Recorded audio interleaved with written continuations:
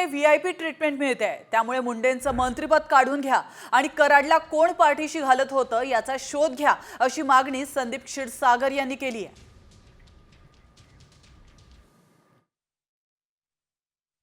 मी आधीपासून म्हणतो की सरेंडर होण्यापासून जी काही व्हीआयपी ट्रीटमेंट झाली ती मंत्रिपदा असल्यामुळेच त्यांना ते संरक्षण तिथं दिलं जातं। त्यामुळे त्यांनी राजीनामा हा दिलाच पाहिजे। ह्या सगळ्या गोष्टी होती।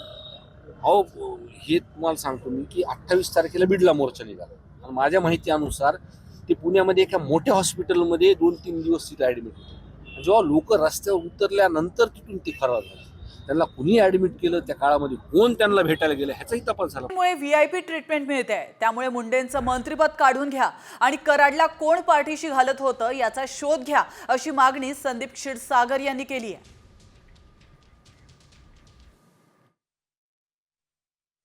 मी आधीपासून म्हणतो की सरेंडर होण्यापासून जी काही व्हीआयपी ट्रीटमेंट झाली ती मंत्रिपदा असल्यामुळेच त्यांना ते संरक्षण तिथं दिलं जातं।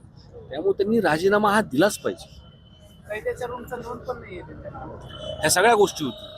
अहो हे तुम्हाला सांगतो मी की 28 तारखेला बीडला मोर्चा निघाला आणि माझ्या माहितीनुसार ते पुण्यामध्ये एका मोठ्या हॉस्पिटलमध्ये 2-3 दिवस तिथे ऍडमिट होते। जेव्हा लोक रस्त्यावर उतरल्यानंतर तिथून ते फरार झाले।